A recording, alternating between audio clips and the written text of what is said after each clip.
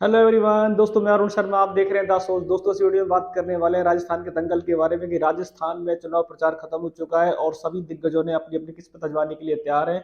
बात कर लेते हैं राजस्थान के दंगल के बारे में। अगर आप चैनल पहली बार है, जुड़ सकते हैं सब्सक्राइब करके, ताकि सारी वीडियो को आप देख पाएं। दोस्तों, बात करते हैं राजस्थान के दंगल के बारे में कि इस बार राजस्थान में बहुत कड़ी टक्कर बताई जा रही है, जिसमें मोदी जी ने भी अपनी ताकत झोंक दी है और बीजेपी ने पूरे जोर लगाए कि किसी भी तरीके से गहलोत की सरकार को आने से रोका जाए।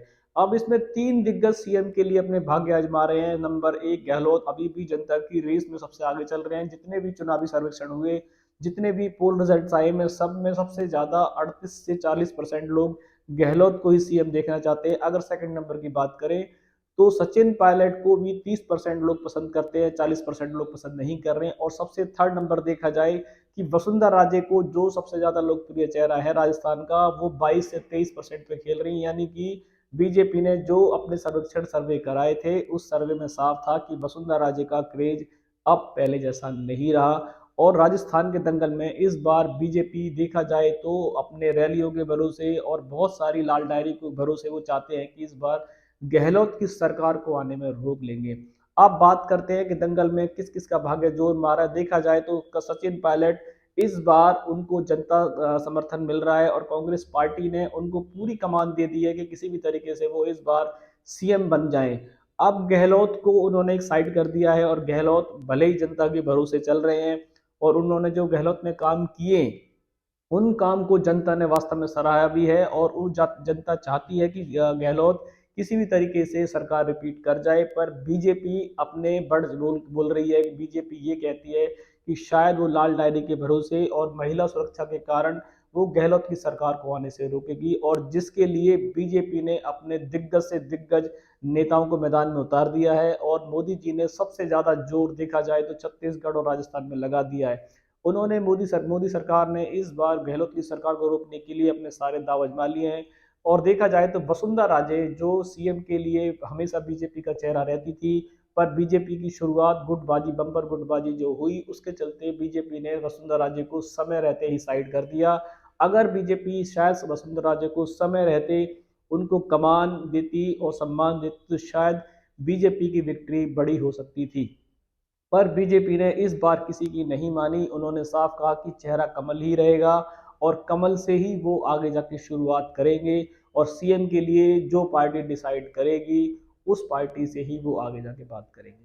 अब बात कर लेते हैं कांग्रेस पार्टी की। कांग्रेस पार्टी में दोनों तरफ से जोर आजमाइश हो रही है। सचिन पायलट और अशोक गहलोत की गुटबाजी, बम्पर गुटबाजी आज भी चरम सीमा पे है और दोनों एक साथ रैलियों में नहीं देखे जा सकते।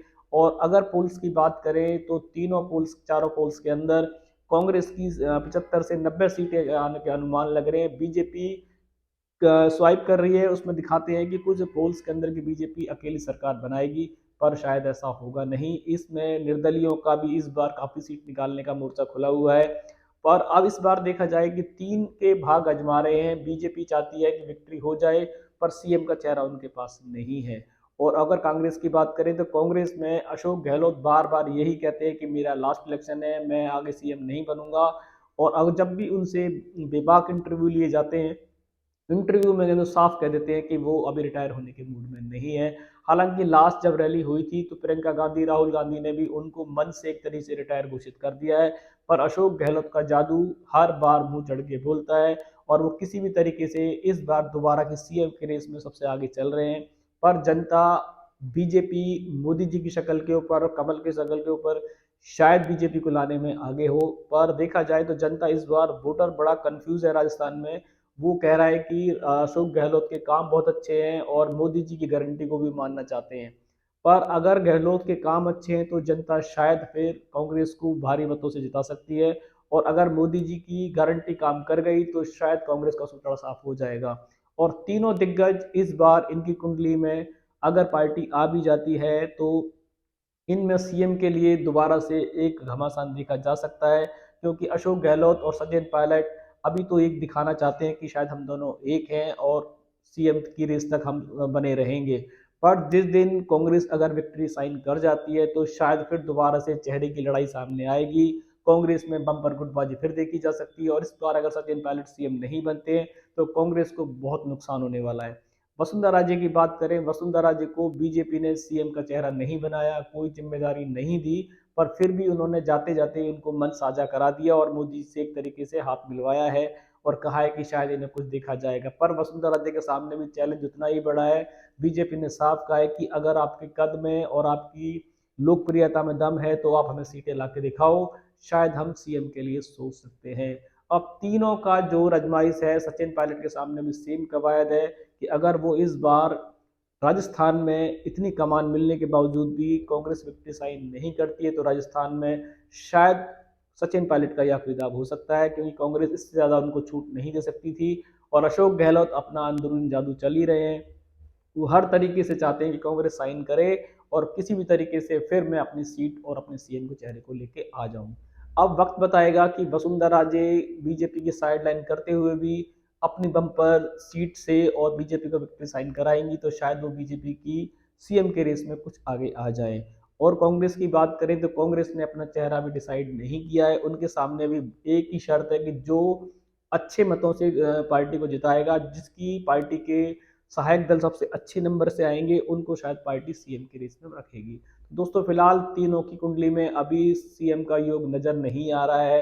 कांग्रेस में तो इसलिए नजर नहीं आ रहा है कि अगर कांग्रेस हार जाती है तो दोनों सीएम की रेस से बाहर हो जाएंगे। और वसुंधरा राजे का सीएम बनना इसलिए मुश्किल है क्योंकि पार्टी अगर जीत भी जाती है तो केंद्रीय मंत्री सबसे पहले खड़े हैं और वसुंधरा जी को सीएम बनाने के लिए शायद पार्टी मूड नहीं बनाएगी। दोस्तों फिलहाल राजस्थान में अब दंगल समाप्त होने की कगार पे, आगामी दिसंबर में किसके भाग्य में सिंहासन होगा, किसका रण में दम होगा, ये समय बताएगा। कांग्रेस अपने अपने बड़े बड़े दावे कर रही है, बीजेपी कह रही है कि हम ऑलरेडी जीते हुए हैं, सिर्फ एक डेट का इंतजार है। तो क्या बीजेपी की बड़ी बातें सामने आएंगी, क्या वो जीती हुई पार्टी ऑलरेडी है या कांग्रेस दोबारा से अपनी सत्ता परिवर्तन कर पाएगी। दोस्तों फिलहाल राजस्थान के दंगल में आगामी इंजेक्शन तैयार है, हम इस पर रुझान पर नजर बनाए हुए। अगर आपने हमारी अब तक कोई डिबेट मिस की है तो चैनल को सब्सक्राइब करके आप देख सकते हैं, ताकि आने वाली सभी डिबेट आपको टाइम पे मिलेंगी। दोस्तों मैं अरुण शर्मा मिलूंगा नई सोच के साथ, तब तक अपना ध्यान रखें। नमस्कार।